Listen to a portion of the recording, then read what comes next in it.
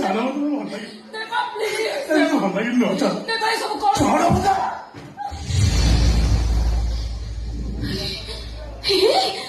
ସୁମିତ ସୁମିତ ତମେ ଆସିଯାଇଛ ନା ଆସିଯାଇଛ ନା ସୁମିତ ସୁମିତ ତମ ସାନ ଭାଇ କବଳରୁ ମତେ ବଞ୍ଚେଇ ଦିଅ ସୁମିତ ସେ ମତେ ମାରିଦବ ସୁମିତ ସେ ମତେ ମାରିଦବ ବଞ୍ଚେଇ ଦିଅ ସୁମିତ ବଞ୍ଚେଇ ଦିଅ କାହାକୁ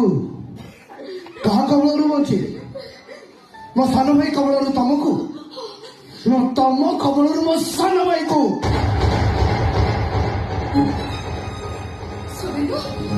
ତମେ ମତେ ଅବିଶ୍ୱାସ କରି ତମ ସାନ ଭାଇକି ବିଶ୍ୱାସ କରୁଛ ନା କେମିତି ତାକୁ ଅବିଶ୍ୱାସ କରିବି ମୋ ସାନ ଭାଇ କଣ ମୁଁ ଜାଣିଛି ତା ଚରିତ୍ର କଣ ମୁଁ ବୁଝିଛି ସେ ଆଉ କୋଉ ଭୁଲ କରିପାରେ ହେଲେ କୋଉ ନାରୀର ଇଜ୍ଜତ ଶୁଣେଇଦୁ ତମେ ତମ ସାନ ଭାଇର ନ ହୋଇ ଆଉ କଣ ମୋର ହୁଅ ତ କଣ ହେଇଛି ବୋଉ ଘରେ ଏତେ ବାଡ଼ି ତୁଣ୍ଡ ଖାଇ ଚାଲିଛି କଣ ହେଇଛି ଏବେ ତ ଏ ଘରେ କେବଳ ପାଟି ତୁଣ୍ଡ ଚାଲିଛି କିନ୍ତୁ ମତେ ଯଦି ଉଚିତ ଦେୟ ନ ମିଳେ ତାହେଲେ ମୁଁ ଏ ଘରେ ନିଆଁ ଲଗାଇଦେବି ନିଆଁ ଦେଖ ବହୁତ ସତ କଥା ନକି ଏଣୁ ତେଣୁ ଗପୁଛ କଣ କହିବି କେମିତି କହିବି କେବଳ ଏତିକି ଜାଣନ୍ତୁ ମତେ ମୋ ବେଡରୁମରୁ ଘୋଷାଡ଼ି ଆଣି ଆପଣଙ୍କ ସାନ ଭାଇ ଦେବାଶିଷ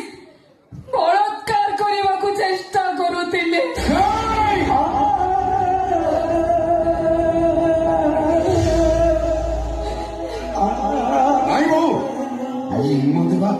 ମୋ ଦେବା କଣ ହେଲା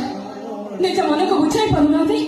ଭାବି ପାରୁନାହାନ୍ତି ଆପଣଙ୍କ ସାନ ଭାଇ ଗୋଟେ ଚରିତ୍ରହୀନ ବୋଲି କେମିତି ମନକୁ ବୁଝେଇବେ ସତ ସବୁବେଳେ ସତ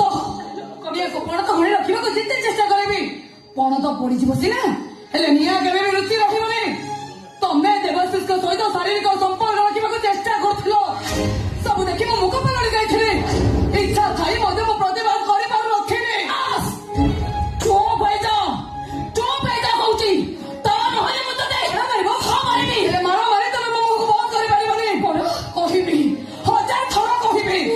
ମଧ୍ୟାହ୍ନ ଫେରିବା ଟିକେ ଲେଟ୍ ହେଇଯାଇଥିଲେ ତମେ ତମ ସ୍ୱାମୀଙ୍କ ଚରିତ୍ରରେ